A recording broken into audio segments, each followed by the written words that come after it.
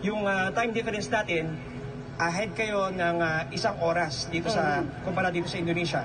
So sa ating taya, kung siya ay babiyahe, aalis dito ng between 6 to 7 plus 3 to 4 hours, bago mag alas 12, asahan na natin na sasalubugin na si Mayor Alice Guo dyan ng napakaraming tao at lalo-lalo na excited na siyang mapakinggan at marinig, lalo na ng ating mga miyembro ng Senado na naglabas ng warrant of arrest laban sa kanya. John, panghuli na lang, alam na ba natin kung anong flight ang sasakyan ni Alice Guo pabalik ng Pilipinas? Vicky, isang private plane na kinuha ng DILG at ng PNP ang gagamiting eroplano. Ang unang talagang plano ay ng BI at NBI ay eco-commercial flight itong si Mayor Alice Guo, katulad ng ginawa kay Cassandra Ong at kay Sheila Guo. Pero sa pagkakataong ito, Vicky, ay mismong si Secretary Benor Abalos pa ang talagang dumating at kasama nga niya si Chief PNP Romel Marbil.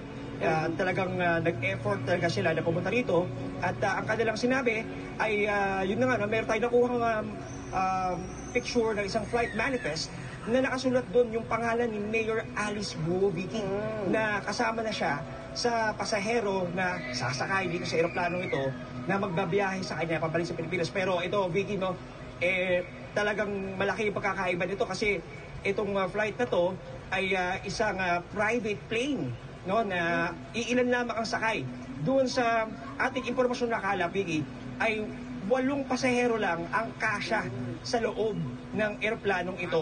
Kaya ang ating ina-expect dito, Vicky, ay talagang espesyal, no? Yung kumbaga yung itong VIP or very important prisoner, yung bit-bit itong si Secretary Abalos at si General Marbil pagbalik niya sa Pilipinas, dahil alam naman natin kung gaano kalaki yung talagang usapin ng likha ng pag-alis ni Mayor Alice Guo. In fact, kanina, Vicky, sinubukan natin tanungin si Mayor Alice, no, ng ilang mga katanungan, kasama na dyan, kung siya pa talaga ay umalis ng Pilipinas sa magitan ng eroplano o bangka, no? Pero naging mainap siya sa kanyang mga pagsagot. So, tabayanan yan sa inyo na bola, Vicky, sa kanyang pagbalik dyan sa Pilipinas.